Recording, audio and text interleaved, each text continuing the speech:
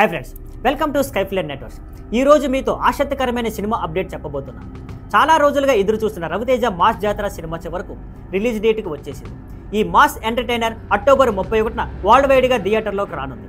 అదే రోజు పెద్దగా కాంపిటీషన్ లేకపోవడం వల్ల బాహుబలి రిలీజ్ తప్పించి జట్టు నమ్మకంగా ఈ స్లాట్ లాక్ చేసింది. కానీ మాస్ జాతర ముందు ఉన్న పెద్ద ఛాలెంజ్ ఏంటంటే హైప్ క్రియేట్ చేయడం. ఇప్పటి వరకు రిలీజ్ అయిన టీజర్, లిరికల్ సాంగ్స్ ఎక్స్పెక్ట్ చేసినంత బజ్ క్రియేట్ చేయలేదు. ఒక పాటలో ఎక్కువగా స్లాంగ్ వాడారని కూడా ఫ్యాన్స్ నుండి విమర్శలు వచ్చాయి. ఇక దర్శకుడు భాను భోగవరపు గారు రచయితగా స్టార్ రేంజ్కి చేరినప్పటికీ దర్శకుడిగా ఇది ఆయన డెబ్యూ ఫిలిం, అందుకే ఒత్తిడి ఎక్కువే. రవితేజ ఎనర్జీ మాత్రం ట్రైలర్స్లో క్లియర్గా కనబడుతుంది. కానీ కథ రొటీన్ అవుతుందేమోనని అభిమానులు కొంచెం ఆందోళన చెందుతున్నారు. అయితే మనందరికీ తెలిసిన ఉదాహరణ ఉంది.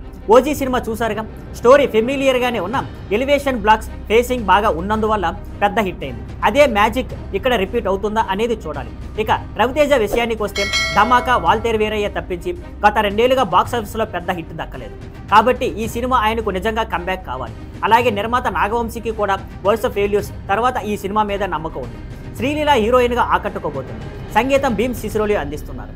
ఆయన మాస్ బీట్స్ ఈసారి ఈ సినిమాకి హైలైట్ అవుతాయని యూనిట్ చాలా కాన్ఫిడెంట్గా చెబుతుంది. మరి చూడాలి ఈ సినిమా హిట్ అవుతుందా లేదా అనేది. ఈ మాస్ జాతర నిజంగానే అభిమానులకు పండగ చేసి పెడుతుందా లేదా అన్నది. మరిన్ని సినీ వార్తలతో త్వరలో కలుద్దాం. See you on Skyfline networks. Thank you for watching. Please like, share and subscribe.